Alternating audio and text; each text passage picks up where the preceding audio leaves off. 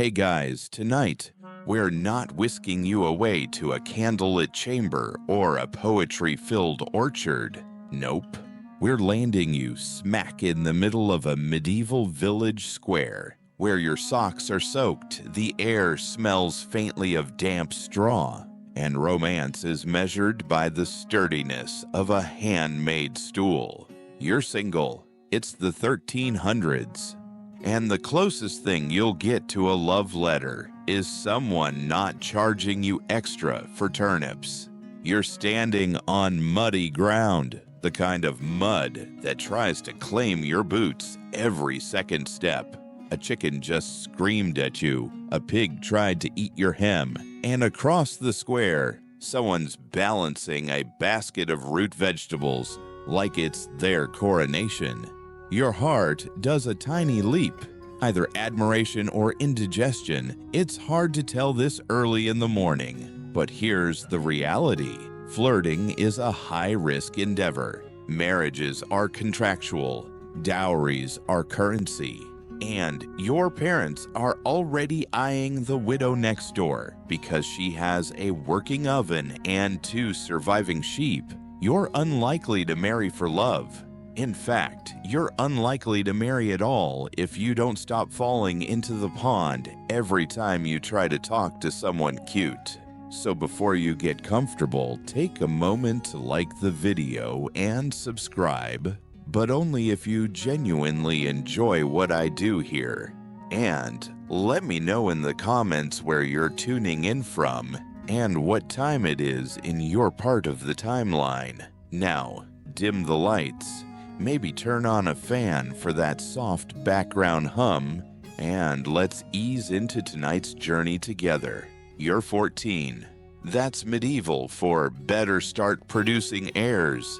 You've got a new blister, a tunic with exactly 1 patch less than humiliating, and a family that thinks your time is better spent helping negotiate pig-for-goose trades than daydreaming about someone's laugh. But you've got a crush, not the romantic loot and roses kind, the kind where you silently admire someone from across the field as they chase a runaway goat with impressive efficiency. You know their name, they might know yours. You once handed them a ladle. It was the highlight of your month. You attempt conversation. You mention the weather. You mention potatoes. You ask, "Do you think the moon affects pig behavior?" It does not land well. Enter Margaret. Margaret, the chaperone. Margaret, who walks like a judgmental gust of wind and smells like soap and suspicion. Her job? To ensure your hormones stay exactly where they belong, buried deep beneath your sense of shame. So you turn to carving. A spoon. Because in this world, spoons are the language of possibility, not fancy. No one wants to appear wealthy enough to attract tax collectors, but smooth, thoughtful, something they might stir soup with and think of you, or feed the dog with. You're prepared for either outcome. You hand it off discreetly during a communal cooking session. Your hands tremble, your voice squeaks. They smile, or burp, or both. You can't tell. Smoke from the bread oven fogs everything. Later, knee-deep in manure, you replay the moment. Was that a real smile? Did they keep the spoon? Did Margaret see? Romance here is not grand. It is not cinematic. It is effort, repetition, tiny risks. It is watching them from afar and dreaming not of roses, but of side-by-side labor in a shared fence that actually stands up in wind. Historians still argue whether peasants in the Middle Ages truly understood love in the way we do now, or whether affection simply grew from proximity, shared burdens, and surviving the same barn fire. But you're convinced. This flutter in your chest, this ache when they walk by, this desperate hope over a piece of carved wood. It has to mean something. Tomorrow, you'll try again. Maybe you'll ask about their favorite herb. Maybe you'll compliment their goose wrangling technique, and maybe, just maybe, Margaret will be too busy glaring at someone else to notice your heart spilling all over your boots.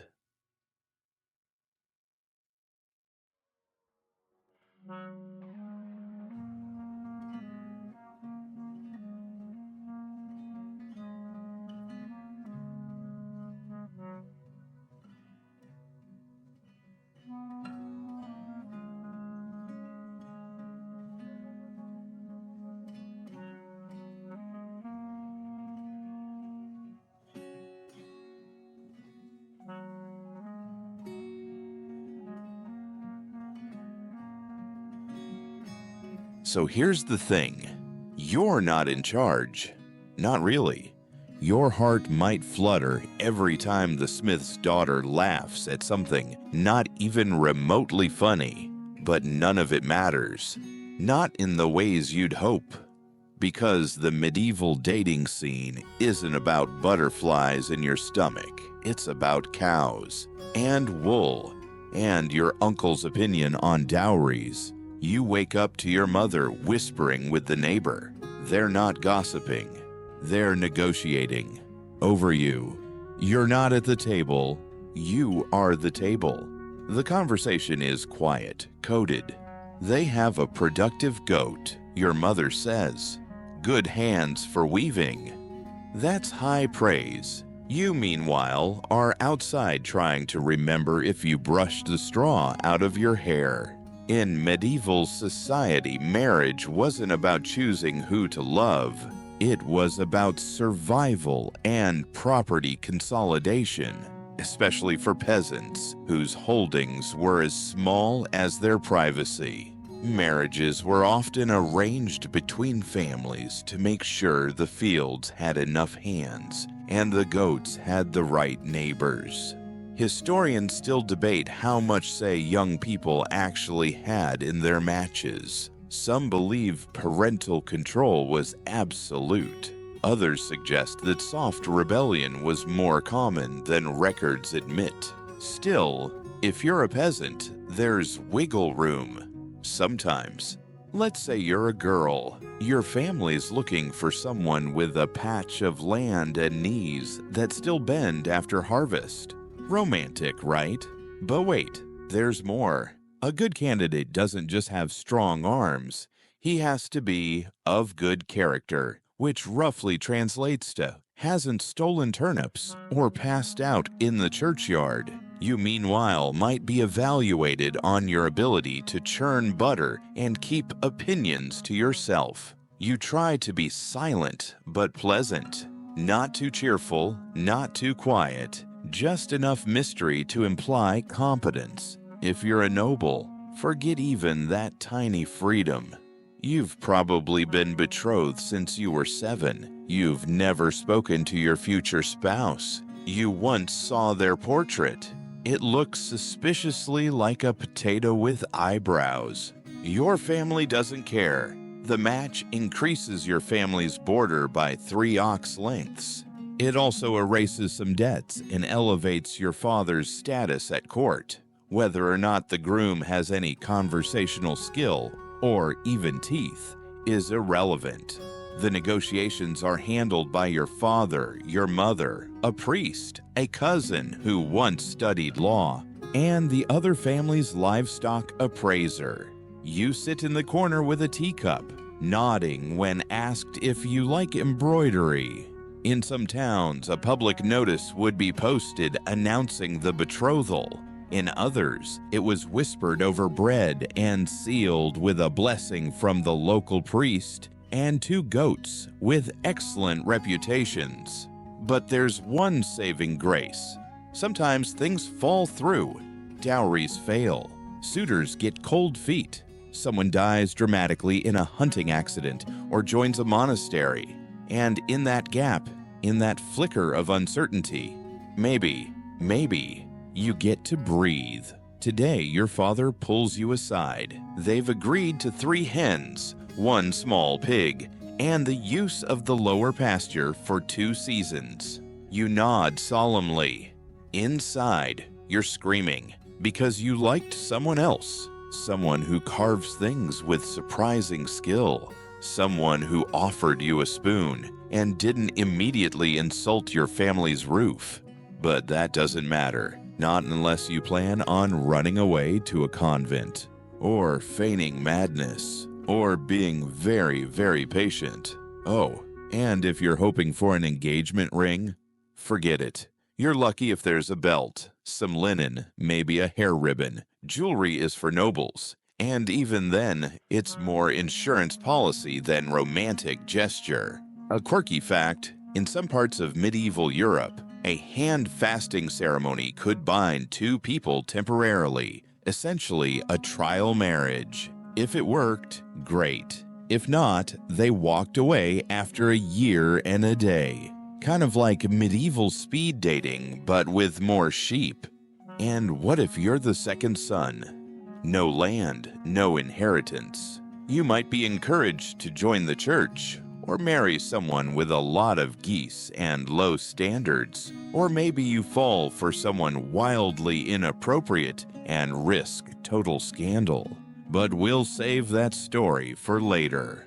For now, the arrangements are moving forward. You're invited to the barn, not to meet your betrothed, but to count the livestock involved in the deal. It smells like the opposite of romance. The pig seems judgmental. The goat is definitely laughing. Your parents are smiling. Your stomach is twisting. Later, in the half-light of your loft, you sit with a candle stub and think, is this it? Is this the start of your life? You don't feel ready. You don't feel much at all, just the weight of expectation and the scratch of hay. Maybe someday, love will come. Maybe your marriage will turn into something kind. But tonight, you lie awake and wonder what it would be like to choose, just once, for yourself. Outside, the wind shakes the shutters. A chicken complains in the dark. And you hold the carved spoon under your blanket and dream of another kind of world. Your chest is tight, not because you've been hauling sacks of barley, though you've done that too. It's the kind of tightness that comes from thinking too much about someone you've barely spoken to, someone who brushed past you at the well and smiled like they didn't notice how crooked your hat was. But don't get ahead of yourself. This isn't the modern world. You can't just write a flirty note or ask them to meet you under the stars. In fact, asking anything is suspicious. Your feelings, unfortunately, are about to be turned into performance art. Welcome to the curious, emotionally exhausting spectacle of courtly love. You're not a peasant anymore. Let's pretend for a moment that you're a knight. Shiny armor, a big horse that doesn't like you, a growing collection of poetry you pretend not to care about. You're supposed to be brave, stoic, mildly terrifying in battle. But all you can think about is a certain noble woman who looks entirely too graceful while pretending not to notice you. She's married, of course. They always are. And that's exactly what makes this whole thing safe. Courtly love isn't about marriage. It's not about mutual affection or healthy communication. It's about suffering, publicly, elegantly, and from a distance. You choose someone above your station or firmly unavailable, and then you pine dramatically while writing rhymed couplets by candlelight. Historians still argue whether courtly love was a genuine emotional outlet or just a social game played by bored nobles with too much mead and not enough privacy. Your friends think it's hilarious. You once challenged a guy to a duel because he looked at her for too long. The lady in question hasn't spoken more than 5 words to you, but you've written 14 verses comparing her to the moon, the sun, and a rare goose with golden feathers. She hasn't acknowledged any of them. you take this as encouragement. A mainstream fact: the tradition of courtly love emerged in 12th century France and was especially popular in troubadour poetry. Knights would swear fealty to a noble lady and perform brave deeds in her honor, even if she didn't know his name. So, you keep at it. You wear her colors at tournaments. You glance mournfully in her direction at feasts. If she passes you a token, a handkerchief, a ribbon, a vaguely pointed stare, it's enough to make you write another stanza. Meanwhile, she plays her part perfectly. Aloof, distant, unattainable in that glacial, terrifying way that noble women seem to master by age 15. She might send back a letter, or a poem, or nothing at all, and you'll still carry her token into battle, telling yourself it gives you strength instead of saddle rash. There's a certain comfort in this strange arrangement. You don't have to worry about actually knowing her. You don't risk disappointment. You're in love with an idea, and that idea, thankfully, doesn't snore or criticize your sword technique. But let's be honest, your poetry is bad. You compare her eyes to candles on a rainy night, which is confusing. You rhyme desire with fire at least 9 times. One of your stanzas sounds suspiciously like it was copied from Brother Jeffrey's book of sermons. Still, it's not about the quality. It's about the ritual. Courtly love offers something dangerous but safe, passionate but staged. It's love with training wheels and armor. A quirky fact: some knights actually engaged in competitions to see who could suffer the most dramatically in love. One even locked himself in a tower voluntarily to prove the depth of his devotion. Spoiler: it did not go well. Occasionally, things go too far. A glance lingers too long. A message is intercepted. Someone makes a bold gesture, and suddenly what was once poetic is now scandalous. Remember, if your courtly love turns physical, it stops being art and becomes adultery, a serious offense involving public shame and awkward confessions. You're not trying to start a war. You're just trying to feel something in a life of chainmail and boredom. So you keep it distant, safe, beautiful. You ride through forests thinking of her. You stare at the stars, whisper her name, and wonder what it would be like if she ever said yours aloud. You know this won't end with a kiss. At best, it ends with a nod. At worst, it ends with you bleeding in a field, still clutching her ribbon like a lovesick raccoon. And yet, you wouldn't trade it. Because in a world where most marriages are spreadsheets with livestock, courtly love lets you pretend, just for a moment, that love can be grand and tragic and yours. You write one more poem before sleep. It's terrible. You don't care. You press your hand to your chest, whisper her name like it's a spell, and dream not of victory, but of a glance across the hall, a glimmer of recognition, and the soft weight of a ribbon tied to your sword. You think about her glove more than you should, not because it's especially fine. It's just linen, maybe lightly scented with lavender, possibly sweat, but because she gave it to you, or dropped it, or lost it near your horse on purpose, or maybe not. That's the maddening part. You don't know. And if you ask directly, congratulations. You've violated the entire point of medieval flirtation. This is the era of the romantic token, and you've just been gifted one. Maybe. You keep the glove tucked in your tunic like it's a relic. You haven't told anyone about it except your most trustworthy friend, who now refers to it only as the artifact and insists you get it blessed. You're not alone in this confusion.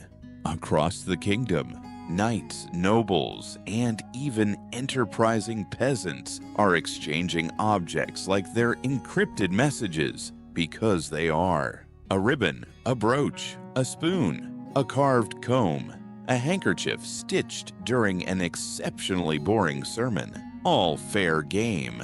Historians still argue whether these items carried agreed-upon meanings or if everyone was just improvising and hoping they weren't proposing marriage by accident. You try to remember what each object is supposed to symbolize.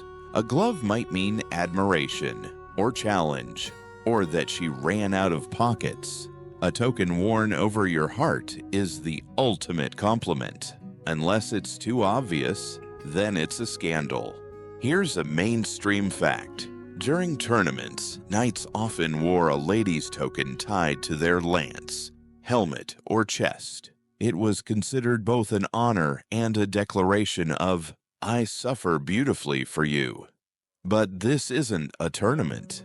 This is your actual life. And you're holding a glove that may or may not be a declaration of interest. You respond in kind, carefully selecting something meaningful. A carved pendant you made yourself, shaped like a flower.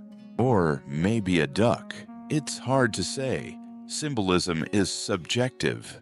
You slip it into her saddlebag while everyone is distracted during Mass. You don't breathe for the next 20 minutes. She finds it the next day.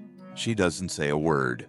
But later, at the feast, she's wearing it, tied to her belt. Not hidden, not flaunted, just there. You nearly choke on your stew. A quirky tidbit. Some tokens were edible.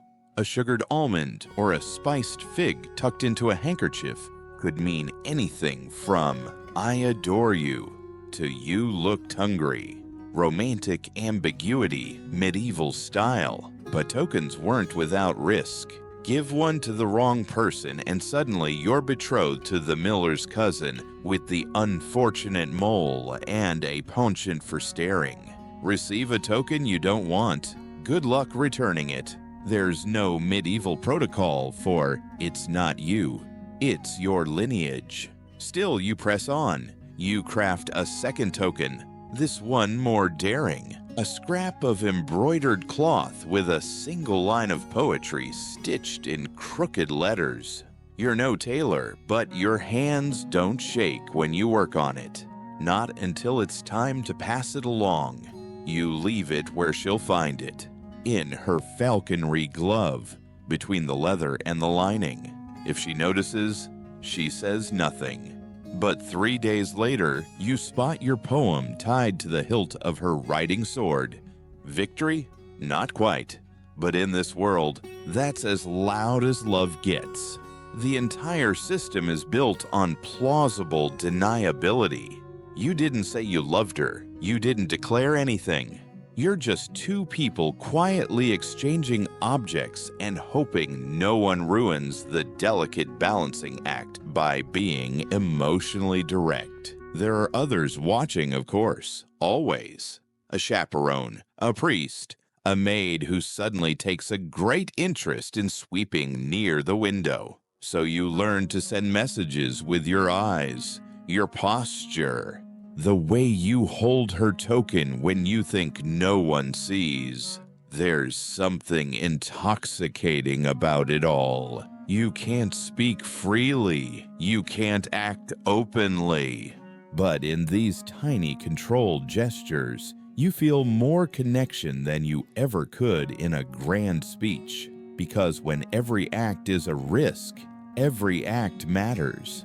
You start to notice other couples or near couples doing the same.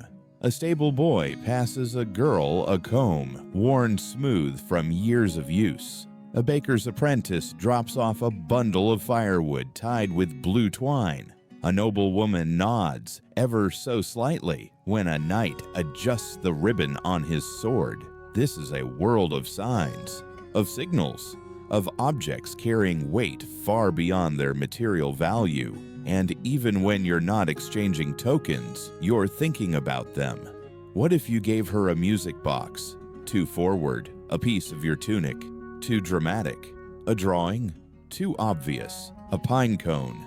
Maybe poetic if you explain it properly. One night, you dream that she gives you something. Something real, not imagined. A strand of hair wrapped in a twist of thread. It glows in your dream like gold. You wake with your heart pounding. There's nothing under your pillow but straw and a flea, but you check anyway. Because tokens are never just tokens.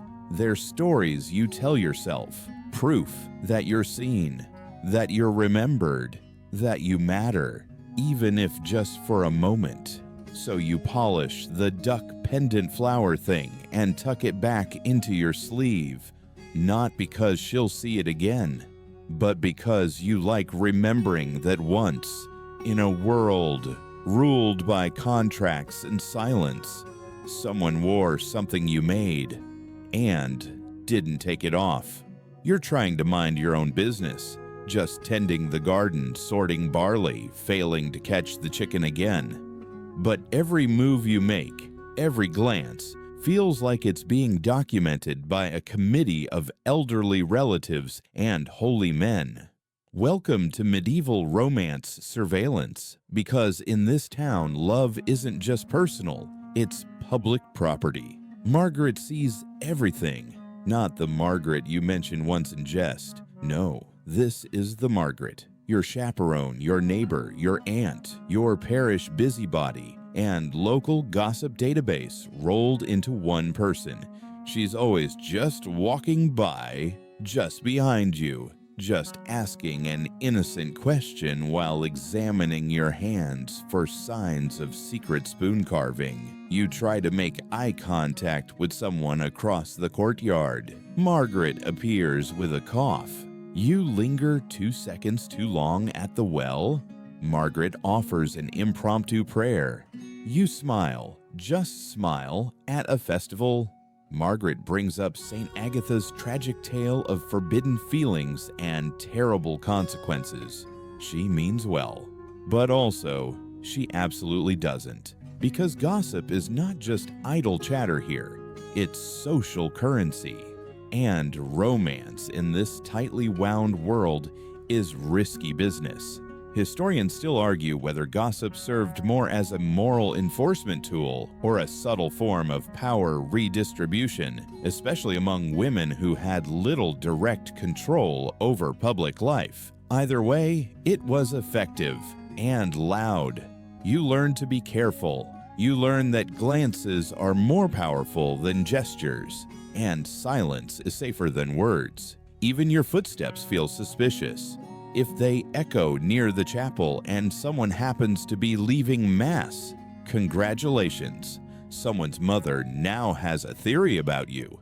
Mainstream fact: in many medieval towns, the church kept records not just of births and deaths, but of misconduct, especially related to courtship, infidelity, or anything unseemly. Yes, even your romantic life might have a file. You try to adapt. You avoid the same market stall as your person of interest. You speak louder around others, never quieter. You start using metaphors when discussing anything vaguely emotional. How's the weather becomes still gray but hopeful. How's your heart becomes, well, that's not a question anyone asks out loud. Still, your feelings sneak out. In a shared glance during prayers, in a pause at the doorframe, in the way you pass a loaf of bread with just a little too much care. You try to ignore the whispers. They stood close at the maypole, someone says. I heard he looked at her twice. You hear your name in fragments behind doors, under breaths, on the wind that smells faintly of cabbage and regret. A quirky tidbit: some medieval communities employed honor courts where neighbors could file complaints based on observations. These courts didn't just punish theft, they handled romantic behavior. Think of it as the original comment section, but in real life and with pitchforks. You start to feel cornered, like your emotions are under glass. You want to say something real, do something daring, but Margaret, and the priest, and Margaret again. So instead, you retreat into ritual. You start attending Mass more often, not for confession, but because that's when they are there. Not next to you, of course. That would be scandalous. But across the aisle, a safe distance. Eyes forward, only the occasional side glance when the incense smoke covers your field of vision. They see you. You know they do. Once your eyes meet during the hymn, you both look away immediately, but you don't forget. This becomes the pattern. Not love in action, but love in caution. Quiet signals, careful choices, emotional Morse code wrapped in wool and propriety. And sometimes the eyes watching you aren't hostile. Sometimes they're amused. A grandmother who remembers her own token exchanges. A merchant who nods quietly as if to say, "I won't tell." Even Margaret once lets you linger for a few extra seconds. She doesn't smile, but she doesn't interrupt. Maybe she remembers too. And in that small grace, you find a kind of strength. You learn how to live inside restriction, how to feel deeply without being seen feeling anything at all. It's exhausting, but it's also oddly powerful. Because when you do make a move, when you hand off that ribbon, when your fingers brush for a half second over a shared basket, it means everything. You've trained your body and mind to be cautious, so any slip is deliberate. Any risk is real. You dream sometimes of a world without watchers, where you can walk side by side down the path without causing murmurs, where love doesn't need to be encrypted in fabric and glances. But for now, you live here, and here, love grows in the spaces between eyes, not in the open fields. And so, you walk slower near the courtyard. You avoid Margaret's line of sight when possible, but you never stop watching, and hoping, and waiting for the moment you're brave enough to risk a whisper. You shouldn't be doing this. You know it. You tell yourself this every time you look at the piece of parchment hidden in your boot, the one that smells faintly of candle wax, desperation, and crushed rosemary.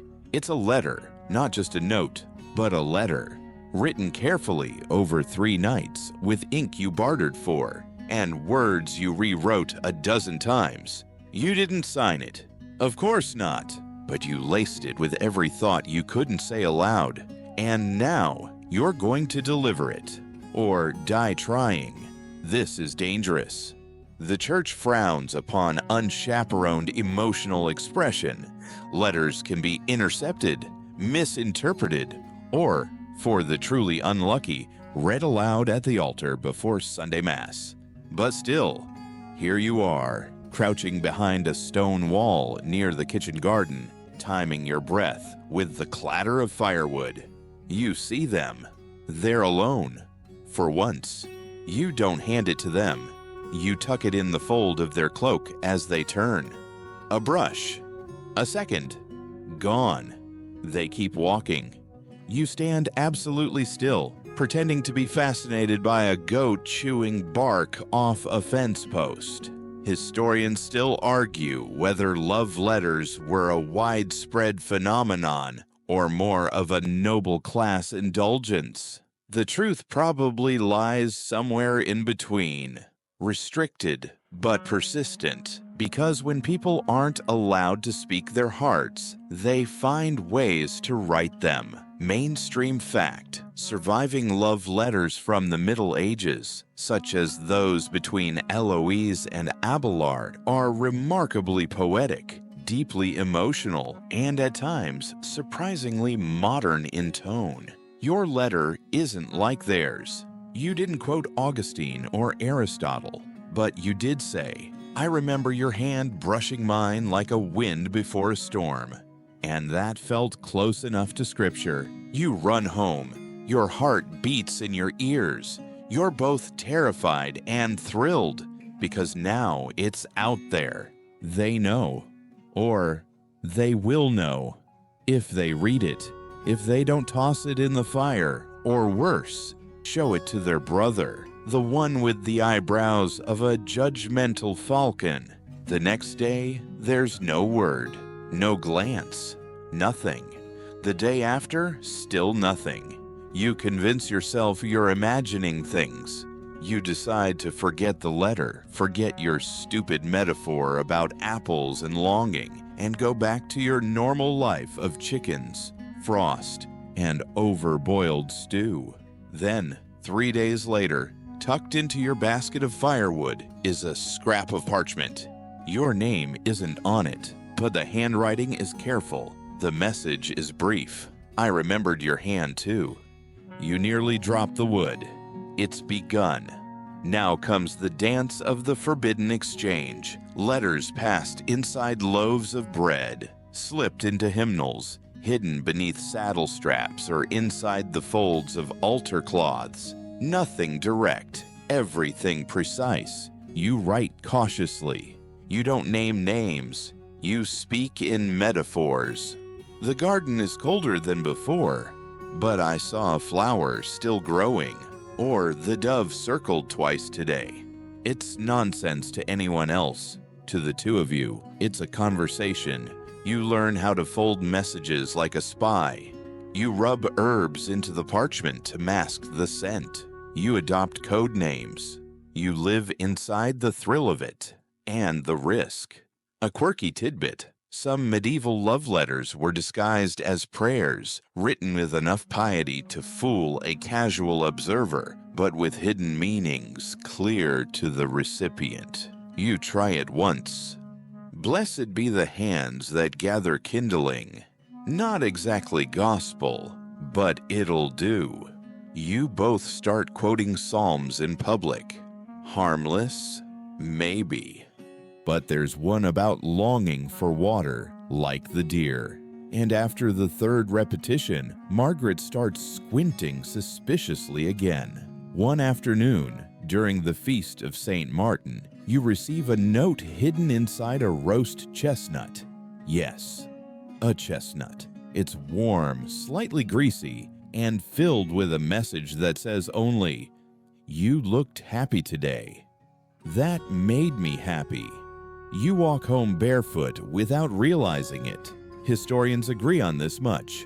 Emotional intimacy in the Middle Ages had to be built slowly, carefully, and often in secret, which means every word exchanged had a value modern relationships might never understand. But secrecy has its shadows. One day, you misplace a letter. You retrace your steps like you've lost gold. You find it, thank the saints, wedged under a crate by the tavern. No one saw. Probably. Still, it shakes you. This could all vanish. One loose tongue, one misplaced parchment, one sermon about temptation, and you could be exiled from more than just love. So you begin to memorize instead. You write the letters, yes, but you also learn to carry the messages in your bones. You remember their phrases, their rhythms, the little quirks in their spelling. You dream their sentences. You hear their voice even when you're alone in the woods, gathering firewood that suddenly smells like rosemary. And when winter comes, and the letters slow because of frost and watchful eyes, you survive on the memory of ink and words whispered through paper. You light the hearth with dry logs and dry eyes, and you smile as you stir the soup because they wrote to you, and you to them. And sometimes that's more powerful than a kiss in the open. The festival has arrived. There's flour in your hair, mud on your boots, and the distinct smell of roast meat hovering over the entire village. A maypole's been erected in the center of the square. ribbons fluttering like eager signals to the gods of awkward romance. It's the one time of year where you can flirt without fear. Well, with less fear. Margaret is still watching. Of course. But for now, there's color, there's music, there's a cart filled with overly ambitious pies, and most importantly, there's proximity, the rare and holy moment where social rules bend just enough to let you accidentally fall next to someone you've been writing psalm-coded love notes to all winter. You're not alone. Every unmarried person in the village has spent days preparing. Clothes washed, hair braided, teeth brushed with mint leaves and prayers. Even the livestock looks suspiciously festive. You spot them. They're by the bread stall, trying not to laugh at a child who just fell into a vat of apples. You pretend not to notice.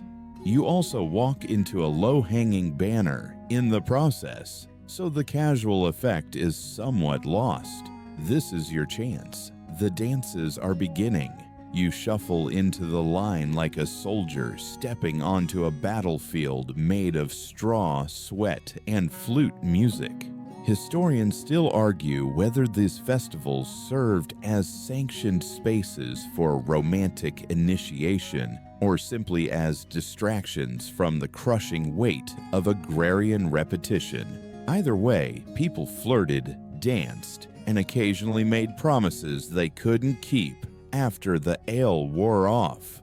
Mainstream fact: many medieval European communities held spring and summer festivals, especially around May Day and Midsummer, that featured public dancing, song, and games designed to bring young people together under the watchful but slightly distracted eye of their elders. And what flirting it is! You spin clumsily. Your sleeve gets tangled in a ribbon. Someone's cousin elbows you, possibly on purpose. And yet, you manage to link hands. Briefly. Gloriously. The crowd shifts and your palms meet like it was fate. Or more accurately, like you both elbowed the same man out of the way at the same time. The touch is nothing and everything.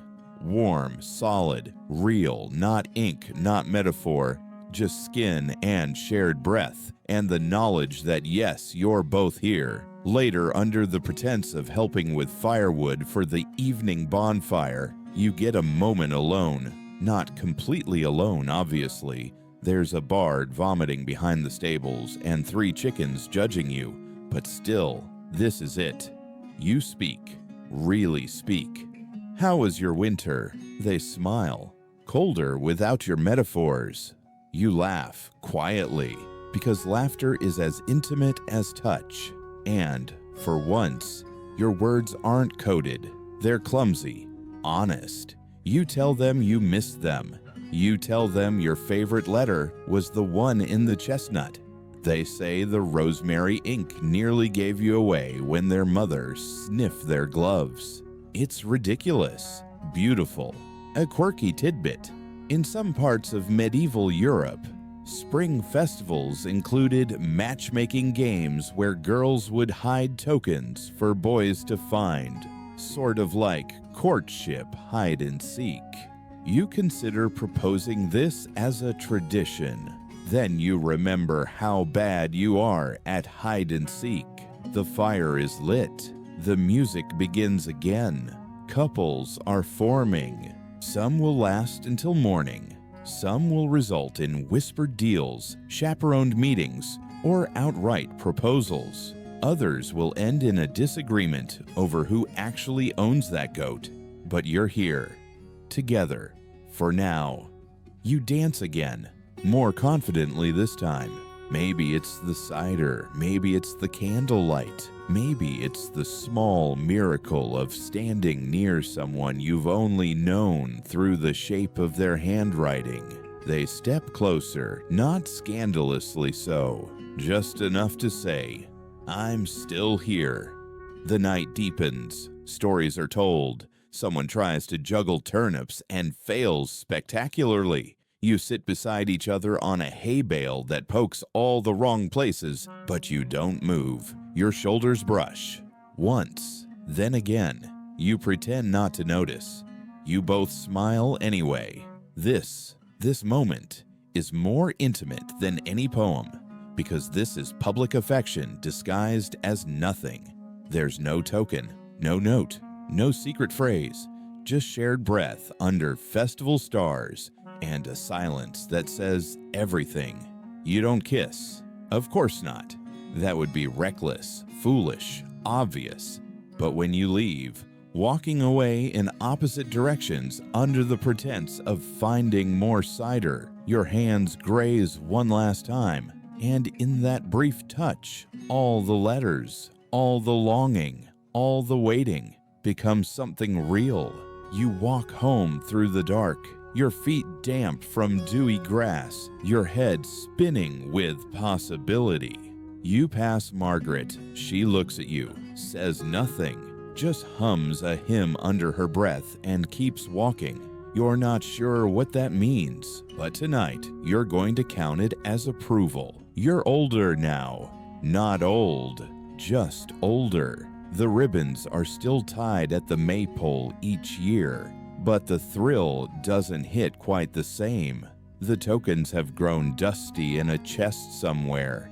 You still keep the carved pendant, though. You still glance at it when no one's looking, because life, well, it got practical. Romance, once steeped in candlelight and coded glances, has given way to muddy boots, aching backs, and the simple silent rhythm of surviving together. You share food now, tools, complaints about the weather, and somewhere between fixing the roof and tending turnips, love went from poetry to partnership. You're not noble, you're a peasant, and in this world, that means everything is earned, including affection. You remember those long letters you used to write. These days, you barely have time to write your name on the tithe register. Not that anyone cares about your handwriting anymore. Now, they care if you've cured the meat properly, if your firewood's dry, if your spouse has stopped eyeing the neighbor's pig with envy. Historians still argue whether peasant marriages were devoid of affection or simply undocumented. There's truth in both. While many unions were arranged or expected, others grew from proximity, friendship, or the wild, rebellious act of liking someone who makes decent cheese. Mainstream fact.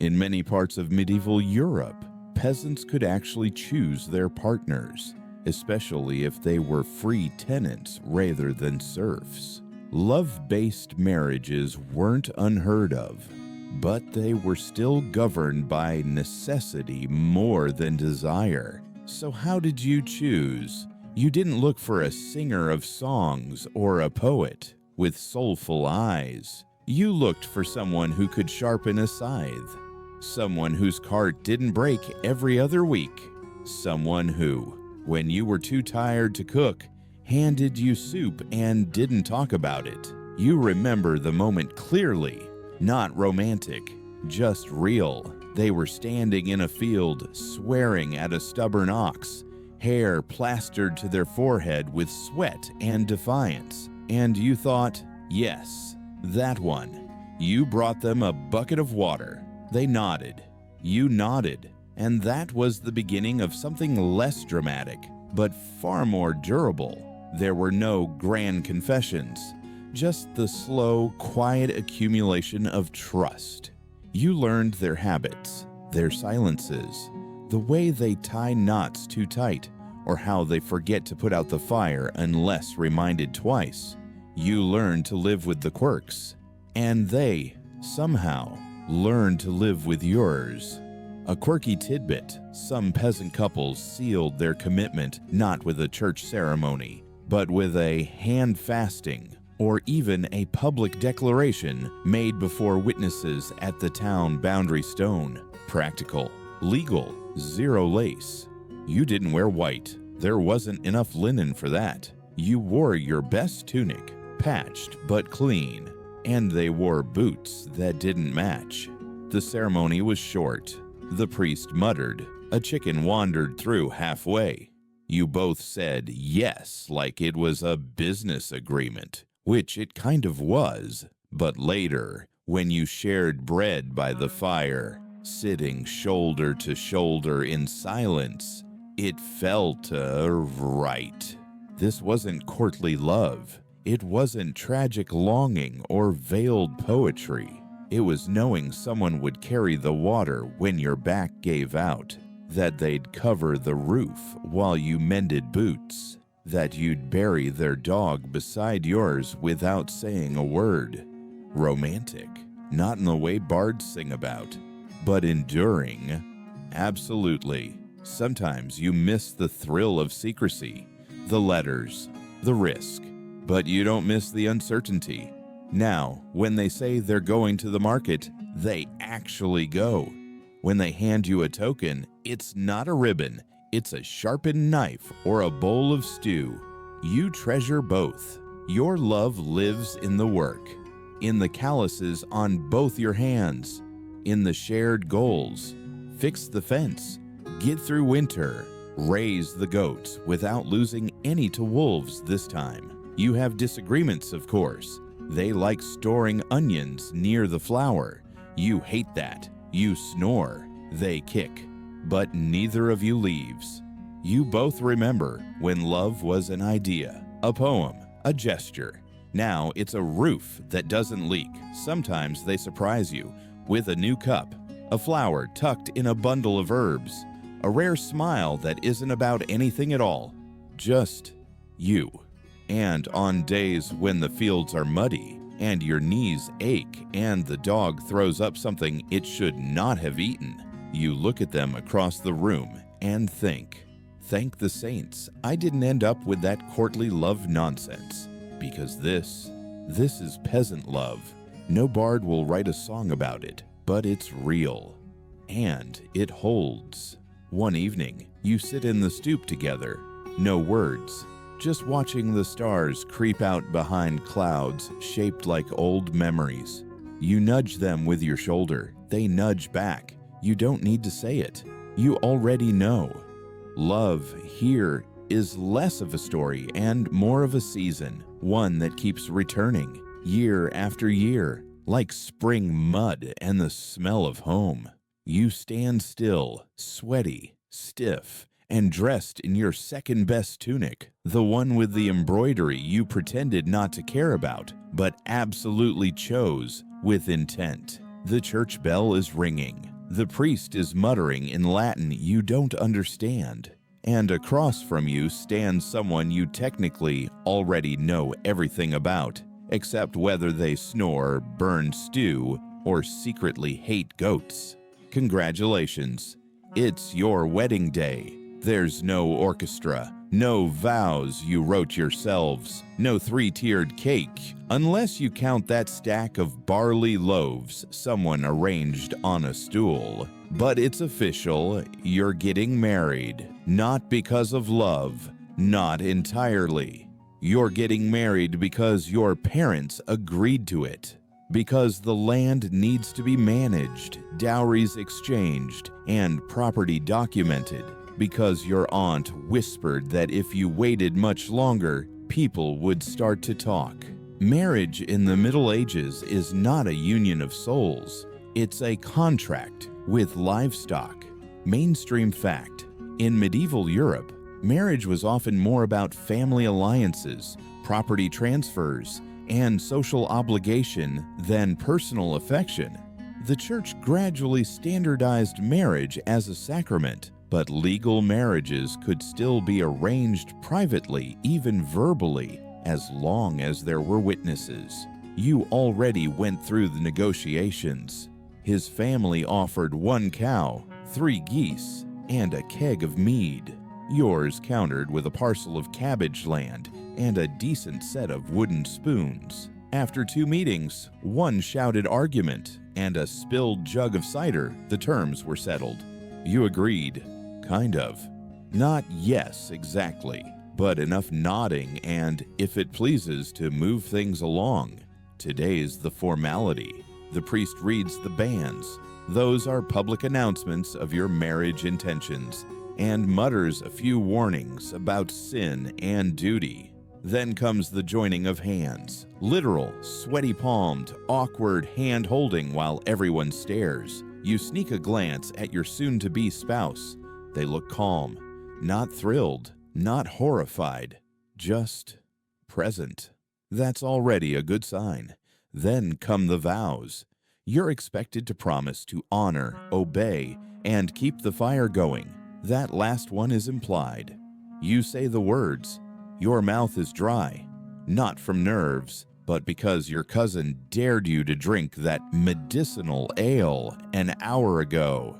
A quirky tidbit. In some rural ceremonies, couples stood on opposite sides of a stream or threshold to symbolize the crossing over into new life. Others involved symbolic bride prices paid in onions, salted meat, or even a particularly good goat. The ceremony ends with a nod from the priest and a muttered amen. That's it. No, you may kiss the bride, just a general shuffle toward the stew pots and a relieved sigh from the woman who's been holding your mother's weeping veil. You're now legally and spiritually bound to another human. You're seated side by side at the feast, which includes bread, ale, a boiled something that might have once been a pheasant, and a surprisingly good apple tart. People cheer. You smile. You try not to spill on your tunic.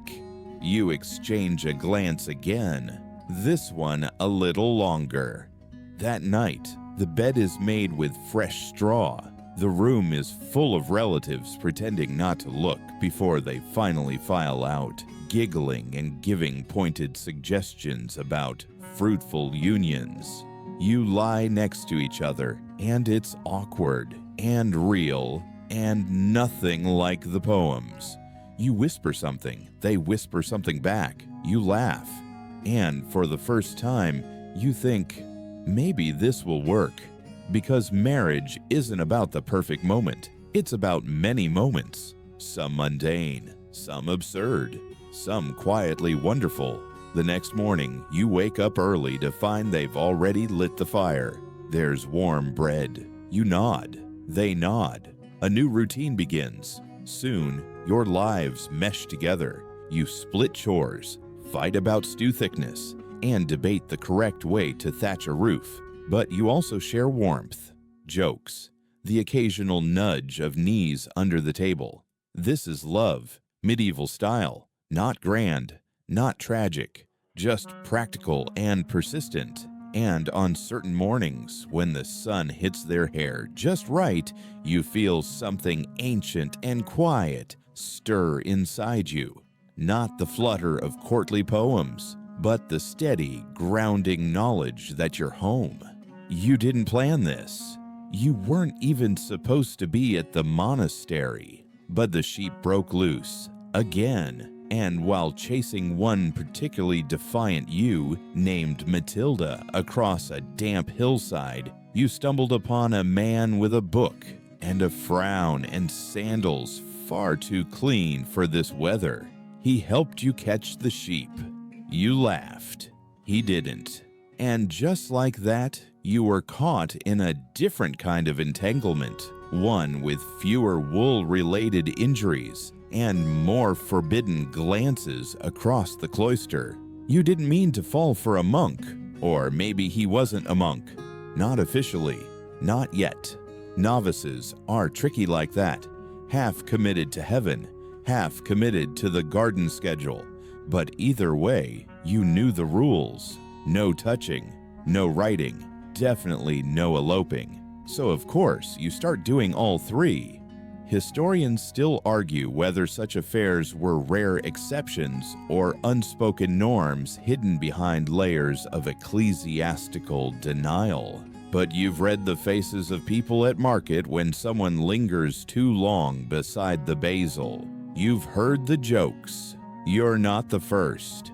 Mainstream fact: monastic vows were taken seriously, but breaches were more common than the church liked to admit. Monks and nuns caught in romantic relationships could face exile, penance, or even imprisonment, but many found ways to bend the rules or disappear entirely. At first, it's all words. You exchange greetings about the weather, classic seduction. Then you move to metaphors. You mention lambs. He mentions sin. Somewhere between theology and agriculture, a secret language forms. You see him weekly. Under the pretense of selling herbs, you meet in the outer garden.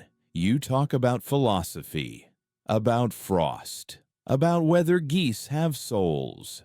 You try not to notice the way his hands tremble when he hands you a parchment.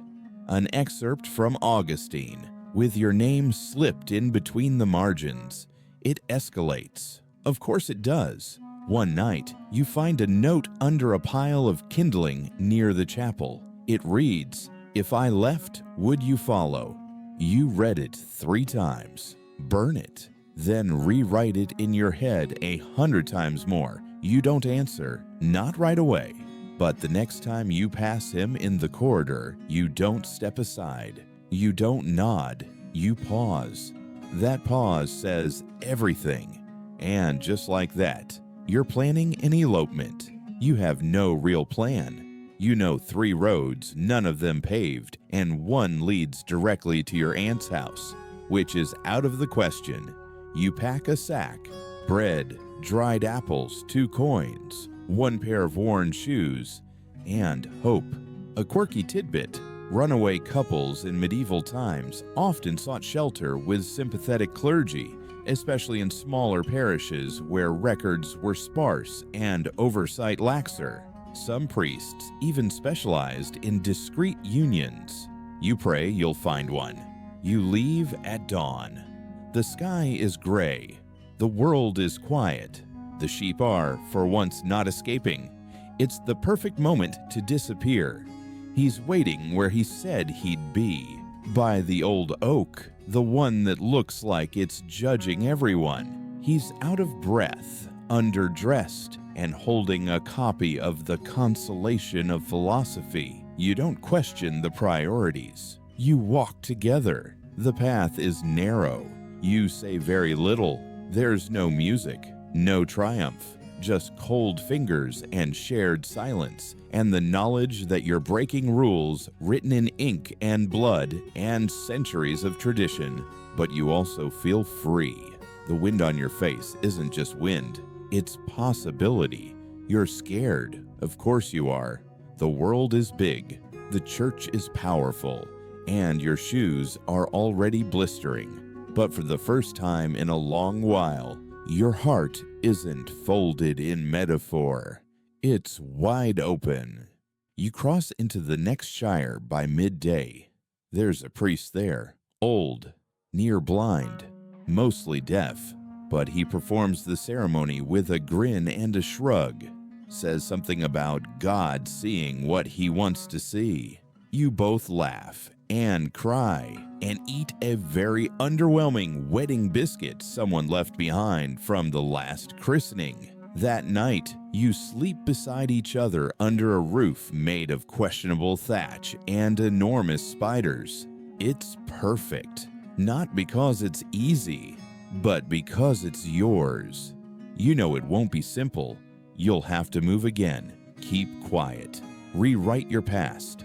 You'll be watched, judged, possibly excommunicated. But in that rickety bed, with your stolen love snoring gently beside you and a mouse nibbling your bootlace, you feel something holy. Because love, when it's real, even if it's wrong by every rule book, is a kind of rebellion. And tonight, rebellion tastes like dry bread and freedom. Married life begins with hope, and exactly 36 hours later with disappointment. Not dramatic disappointment. You're not heartbroken. You're not betrayed. You're just cohabitating. which in the 14th century means realizing your beloved leaves their hose in a pile, can't sharpen a knife to save their life, and insists on singing 2 full verses of an extremely off-key harvest chant before breakfast. It's fine. Mostly, you wake up to cold air and the sight of them drooling onto the shared straw mattress. You share a blanket. You share a basin. You share everything except, mysteriously, the concept of cleaning up after yourself. The passion that sparked over letters and stolen festival glances now exists in grunts and sideways nods. You try not to get annoyed when they salt the porridge after you've already tasted it. They sigh every time you forget to close the shutters properly. This is love, the long-term edition, and it's very human. Mainstream fact.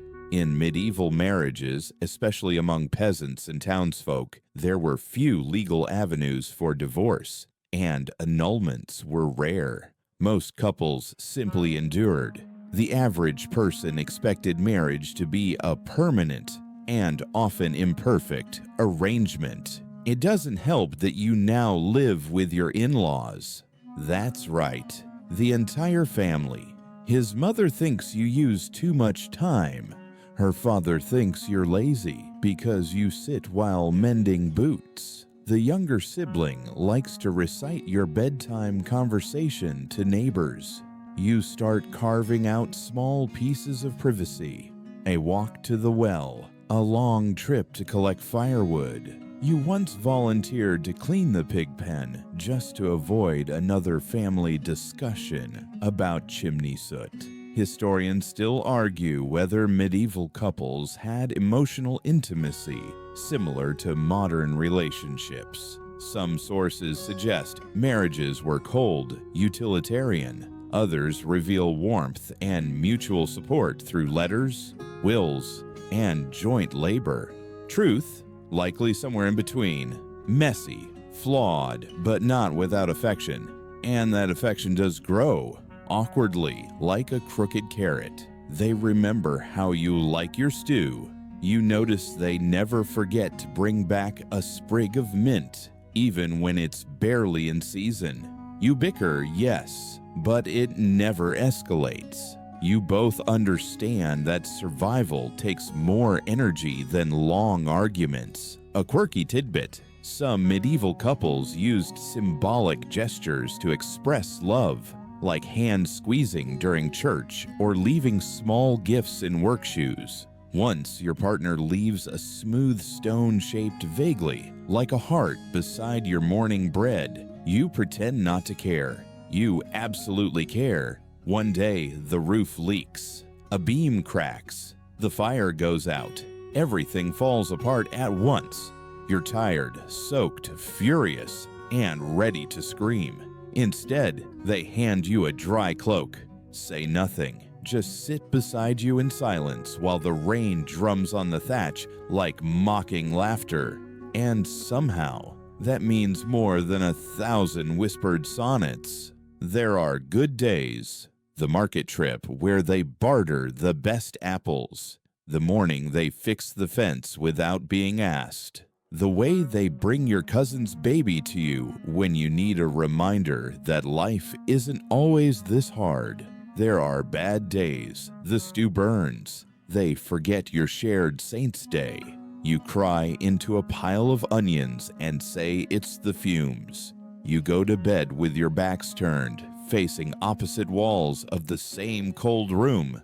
But the next day, they put extra honey in your bread. That's how it works now. Not grand gestures, not dramatic apologies, just showing up again the next morning, hauling wood and silently placing a mug in your hand. Love, at this stage, is passive-aggressive comfort. You insult each other's sewing. You laugh at each other's snoring. You argue about whose turn it is to fetch water and then go together anyway. It's ridiculous. It's functional. It's oddly beautiful. You sometimes think back to the days of letters and longing, of uncertainty and metaphor. You miss the fire of it, the thrill. But when your partner sneezes loudly and says, "Must be your cooking," and you both snort into your mugs, you realize this is its own kind of romance. Quieter, but real. And when you wake up one night to find them tucking the blanket back over your shoulders without knowing you're awake, you smile into the darkness. Because yes, they snore. They forget things. They argue about stew. But they also stayed. And sometimes staying, through boredom, frustration, mildew, and all, is the loudest way to say, "I love you," the Middle Ages ever allowed. There's a knock at the door. Slow, deliberate, the kind that comes with bad news or a request to borrow onions. You open it and find Father Eustace, holding a scroll and wearing the kind of expression usually reserved for people who've just stepped in cow dung. It's not bad news, not exactly, but it's official. You've been selected. For what? Census duty. Yes, you, esteemed spouse, reluctant housekeeper, occasional dreamer, are now in charge of counting things. People, goats, pigs, spouses, more goats, and reporting it all to someone who still uses the word ye unironically. Welcome to the bureaucratic side of medieval life. Mainstream fact: medieval Europe saw numerous censuses, tax rolls, and surveys. Most famously, the Domesday Book of 1086 in England, which was an exhaustive record of land, livestock, and people for administrative control and taxation. So now, instead of peeling turnips or cleaning the hearth, you're tallying your neighbor's children while pretending not to judge how many of them are named John. At first, it's exciting. You feel important. You get to carry a satchel. You develop what you think is a governmental stride. But within a week, you've been bitten by a goose, yelled at by a widow who thinks you're spying for Satan, and offered a bribe in the form of fermented honey. You refuse, mostly because it smells like a dying flower. Your spouse watches all of this with a smirk and exactly zero intention of helping. This is what you get, they say, for spelling your name too neatly on the tithe form. You're not just counting things, you're seeing things. You see the hidden grief in a man who lost 3 sons to the last winter, the pride in a woman showing off her prize pumpkin, the frustration in a family trying to explain why their one-legged uncle keeps moving between houses to avoid the hearth tax. Historians still argue whether medieval record-keeping was a tool for oppression or a sign of advancing civic life. The truth is, it was both, a way to control people and a way to make their lives visible. A quirky tidbit: some medieval censuses recorded bizarre categories like useless mouths, non-working dependents, falcons, yes, actual birds, and loud women. You're tempted to invent one just to describe your neighbor's daughter who screams at clouds. And amidst this paperwork, well, parchment work, something strange happens. You begin to feel connected to the village, to its rhythms, to the people who once seemed like background characters in your personal drama. You come home one evening, tired, mud-caked, and emotionally drained. Your spouse is already inside, poking the fire with the kind of intensity usually reserved for failed sourdough. You sit. You don't speak. They hand you a bowl of soup. It's too salty. You don't care. I met a man with 6 goats and a wooden leg, you say. They nod. That's Morris. He cheats at dice.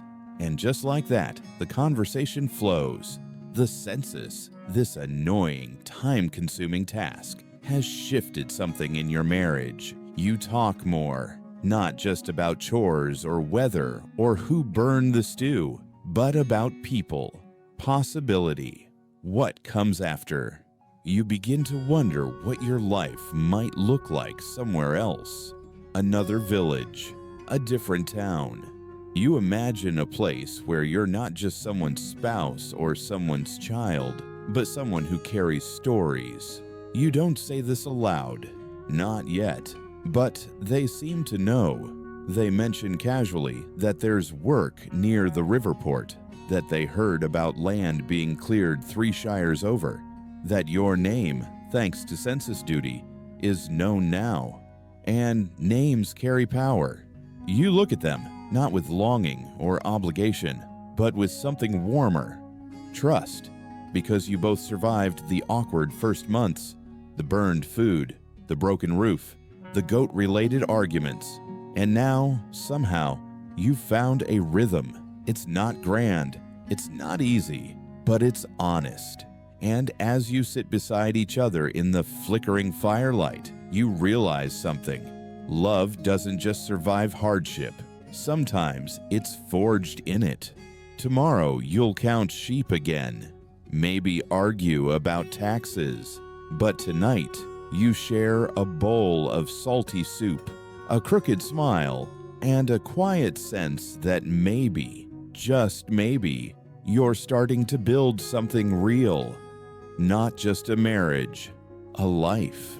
You're late to the harvest again. Not that you overslept. Nobody oversleeps when roosters are involved. But you lingered at the well, watching the sunrise smear gold over damp fields, pretending for just a minute that your back doesn't ache and your hands don't feel like raw rope. It's autumn and everything is heavy. The wheat, the sky, your heart. Your spouse is already in the field, sleeves rolled, brows furrowed, hands in constant motion. They barely glance up when you arrive, but there's a tiny nod, your secret hello. You take your place. You bend. You cut. You bundle. This is life now, working side by side without fanfare, without words, just sweat and shared rhythm. Mainstream fact. For medieval peasants, the autumn harvest was the most crucial and grueling period of the year. A successful harvest meant survival. A failed one could mean hunger, debt, or death. And so, you work, hour after hour.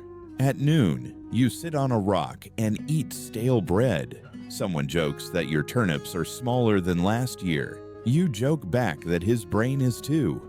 Laughter rolls down the furrows like warm butter, and for a moment, the exhaustion lifts. Later that week, there's a storm, not just rain, a full thrashing tantrum of wind and water that threatens to drown your crops, your house, and your mood. You and your spouse run into the field with canvas, sticks, anything you can find. You scream instructions, they scream back. The wind eats most of your words. When it's over, you're soaked, mud-caked, but alive.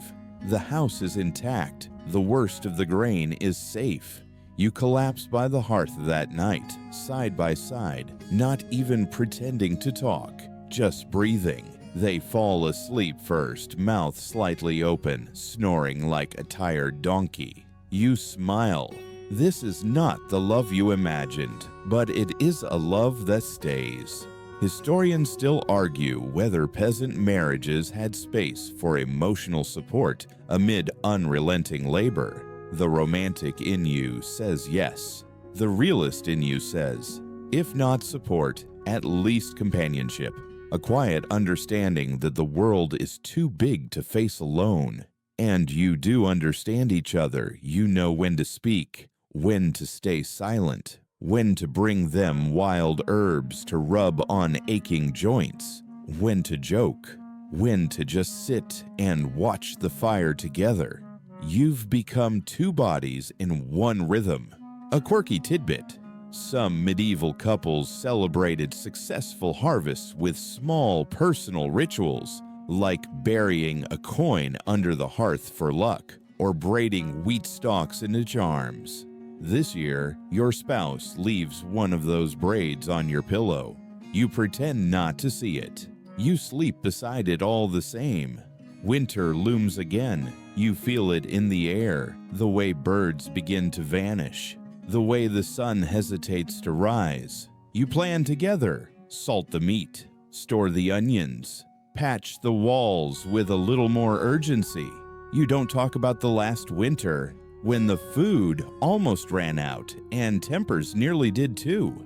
But the memory is there, behind your eyes, urging you forward. And in the middle of all this preparation, you get news. Your cousin in the next shire fell sick. It's not just coughs and chills, something worse. You pack food, wrap cloth around your face, and prepare to go. Your spouse doesn't stop you. They just hand you a warmer cloak and press a dried flower into your hand. Come back, they say. Don't take too long. It's not poetry, but it lands deeper than any verse. You leave. The road is rough. The sickness is worse than you feared. But you help. You endure. You miss home. Not just the bed or the fire or your dented cup, but them. The way they hum while chopping wood. The way they groan at your jokes, but always listen. The way they make the world feel less impossible. When you return weeks later, thin and tired and full of smoke, they don't run to you. They just open the door, take your bag, and say, "Soup's hot. You'll want extra salt." You eat together. You say little, but you sit close. Too close for accident. And you know, they missed you too. Because this is what your marriage is now. Not sparks or drama, but presence. And it's enough. More than enough. There's a new sound in the house. Tiny, erratic, like a drunken bird tap dancing on a wooden table. It's not a ghost. It's feet. Soft, clumsy, rapidly growing feet that belong to a person who used to live inside you, or your spouse, depending on biology, and who now screams like a banshee whenever their porridge is too warm. Yes, your parents now. There was no warning other than the obvious swelling, the whispers, the overly confident midwife, and the night of shrieking followed by complete silence that nearly broke you in half. And then a cry, a loud, healthy, perfect, terrifying cry. Mainstream fact, infant mortality in the medieval period was tragically high. Many families lost children before their first year. Yet parents still celebrated births with joy and feared them with equal intensity. You hold this new person and wonder what you're supposed to do. No one tells you the part about never sleeping again, about how small shoulders can carry your entire heart in them, about the way a baby's breath can smell like milk and magic and mild panic. You and your spouse become ships passing in the night, each taking turns to sleep, clean, feed, shush, and question your life decisions. You argue about everything, swaddling techniques, teething remedies, whether the baby is crying because they're cold or bored or just hate you. You try lullabies, they cry. You try silence, they cry louder. You try praying. God is quiet, but slowly, so slowly, you begin to learn, and so do they. They sleep longer. You blink, and a month has passed. Their eyes start to follow you. Their fingers wrap around yours like they already own you. And they do. A quirky tidbit, some medieval families hung protective herbs like rue or fennel above the baby's cradle to ward off spirits. Your spouse hangs 5. You add a 6th just in case. The first laugh feels like sunlight. You don't remember who coaxed it. You both claim credit. You bring the baby to the fields in a sling. They coo at birds, scream at sheep, and attempt to eat a caterpillar. You beam like you invented parenthood. Your spouse mutters something about worms. And now your tiny house feels crowded, full, alive, but also fragile. Because now you're not just surviving for yourselves. There's someone small and soft depending on your ability to keep the fire burning and the wolves at bay. You worry constantly. Are they too thin, too hot, too cold? Are you teaching them the right things? Should they be making that noise? Should their ears look like that? Your spouse tries to help. They're better at diaper tying, worse at lullabies, but masterful at inventing games that involve spoons, mud, and improbable sound effects. You begin to look at them differently now, not just as a partner or a companion, but as the other half of a miracle. Historians still argue whether medieval parenting was emotionally invested or merely utilitarian. The records are mostly silent, but a worn-out wooden toy, a preserved swaddling cloth, a parent's prayer scrawled in the back of a psalter, all hint at tenderness. One night, the baby gets a fever. It comes suddenly, violently. You and your spouse trade shifts soaking cloths in cold water, whispering nonsense and pretending you're not terrified. At one point, you hold hands under the blanket, not for comfort, but to stay grounded. The fever breaks by dawn. You both cry harder than the baby. Afterwards, something changes. Not with the baby, with you. You're softer now, slower, kinder. You say, "I love you" more often, not as a declaration, but as a reminder. You kiss your spouse's hand when they're not looking. They brush hair from your eyes without teasing you. Your life is no longer your own. It belongs to this small human with food on their face and a vendetta against naps.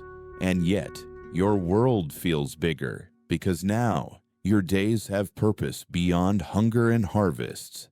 You wake up to tiny babbles and sticky hands. You go to sleep to the sound of breathing you'd give your life to protect. You teach them words, how to walk, how to laugh at thunder. And one day, when they ask why the sky changes color, you give them the best answer you can, because you were once a poet, once a dreamer, once someone who saw more than just mud and meat and manuscripts. And you still are.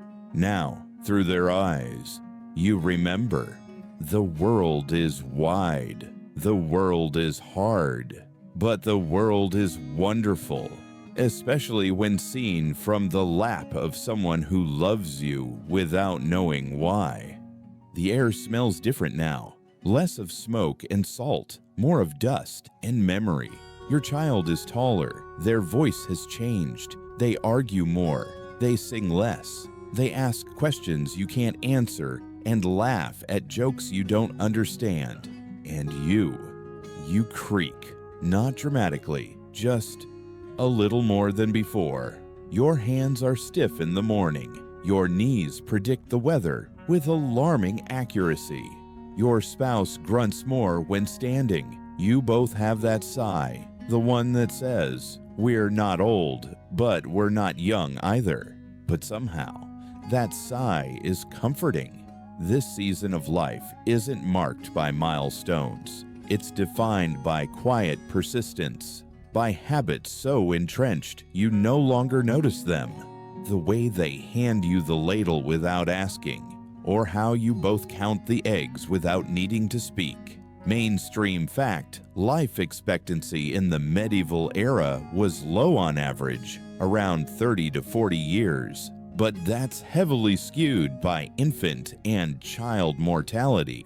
If someone survived childhood, they could live into their 50s or 60s, especially in rural areas with consistent food and less exposure to urban diseases. You've made it further than many. Now your world has narrowed in the best way.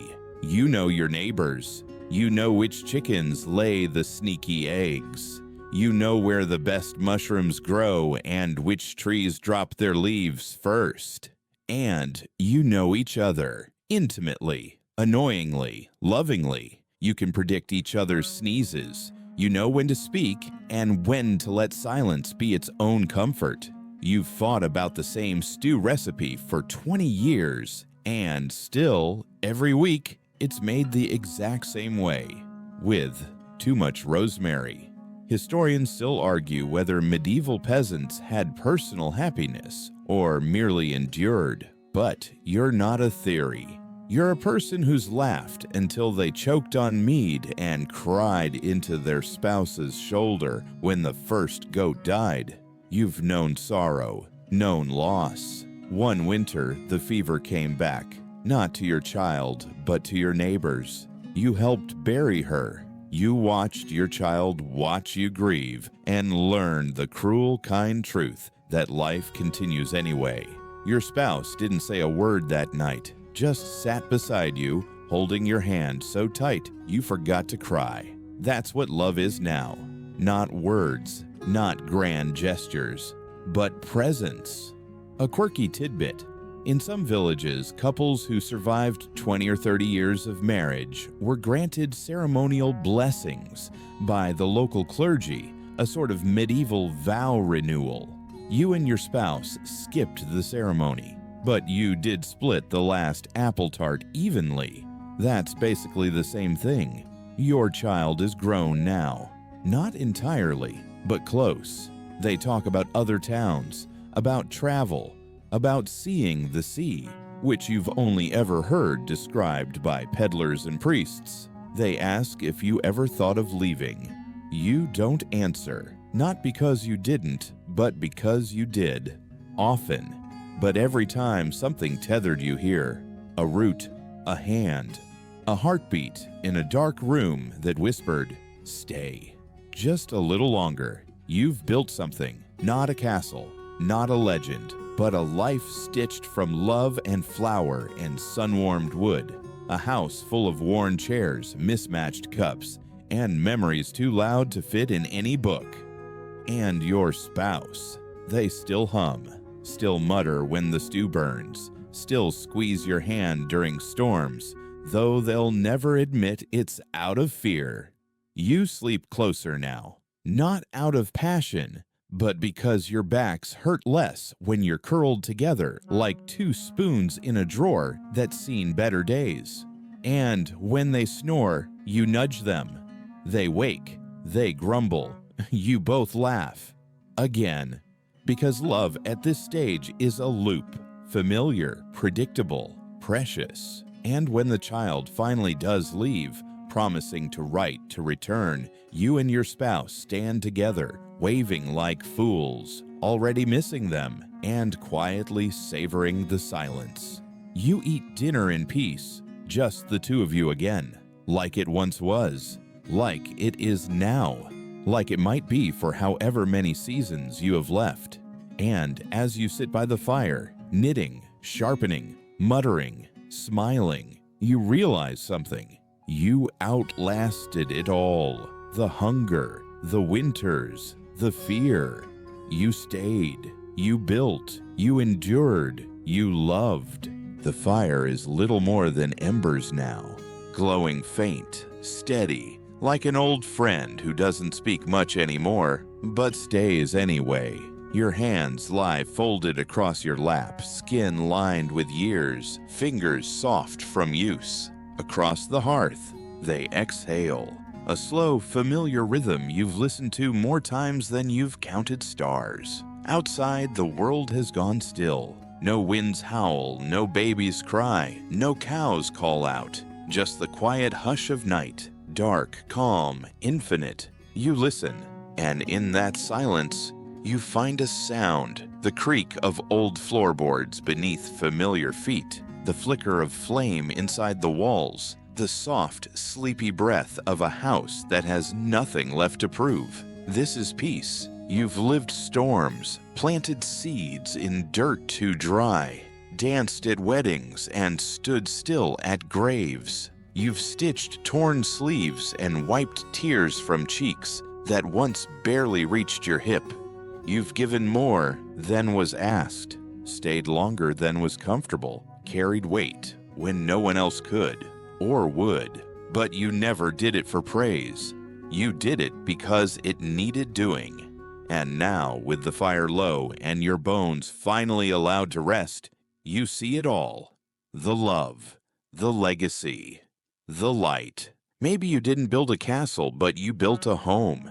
Maybe you weren't remembered in books, but someone remembers your bread, your voice, the way you laughed even when nothing felt funny. That's more than enough. So let the quiet settle in. Let your body soften. Let your thoughts float like smoke toward the ceiling. You made it. Not in some loud, heroic way, but in the quiet, beautiful way that lasts. The kind of way that glows long after the fire is gone. Now close your eyes, breathe deep, and rest in the home you made.